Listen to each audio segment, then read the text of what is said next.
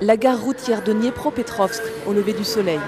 Déjà fatiguée par un périple de 2 jours en train, Elena, petite femme rousse de 39 ans, et Sergueï, son mari, un gaillard de 45 ans, montent avec leurs 2 enfants dans un bus bondé pour un trajet de 6 heures, direction Donetsk, leur ville qu'ils ont quittée il y a 4 mois.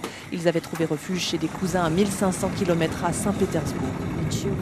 On est parti pour fuir la violence, mais jamais on n'aurait pensé que ça pouvait durer si longtemps. Pas de travail, plus d'argent ici, c'est pour ça qu'on est allé toutes ces semaines en Russie.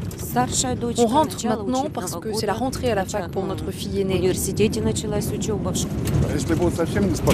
On verra bien la situation sur place. Et si ça redevient trop agité, alors on prendra toutes nos affaires, on abandonnera notre appartement et on repartira définitivement en Russie. Et cette fois, on emmènera les parents. Sur les derniers kilomètres du trajet, petite montée d'angoisse. Il faut passer 5 barrages avant Donetsk. Ceux de l'armée ukrainienne, puis ceux des séparatistes qui tiennent la ville. Arrivé enfin au pied de l'appartement familial, tout le monde relâche la pression. Il y a l'accueil ému des grands-parents qui, eux, étaient restés là.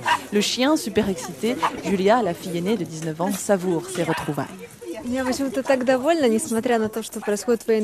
Je suis très contente de revenir, malgré les combats qui continuent. Je suis ravie de rentrer à la maison, c'est là que je suis née et j'ai le sentiment que c'est là que je dois vivre.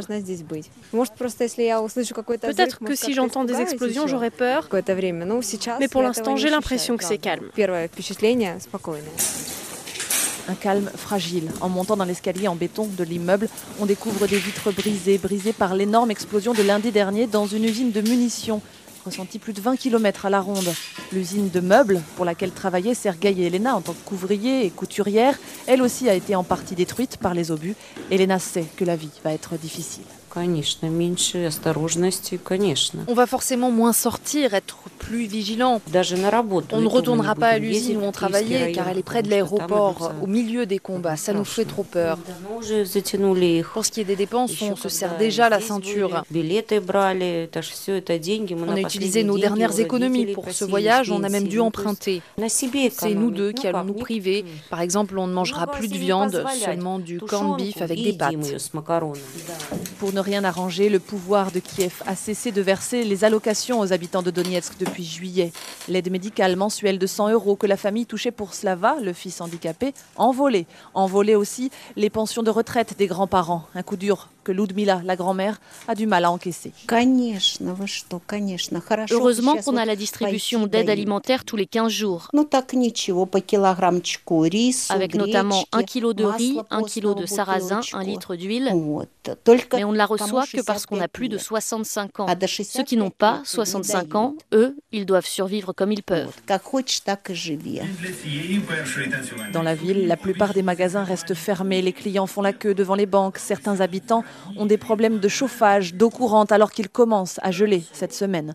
Autour d'un thé bien chaud dans leur cuisine, Elena et Sergueï repensent à leur vie telle qu'elle était il y a 1 an, à cette même époque, et cela les rend amers.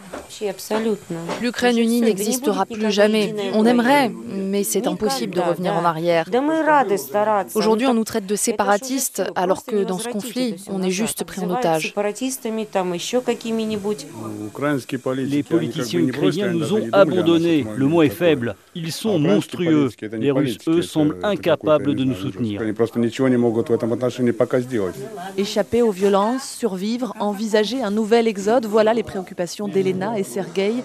Quand on leur demande ce qu'ils pensent des législatives de dimanche prochain, cela leur paraît dérisoire. De toute façon, à Donetsk, les séparatistes interdisent la tenue du scrutin.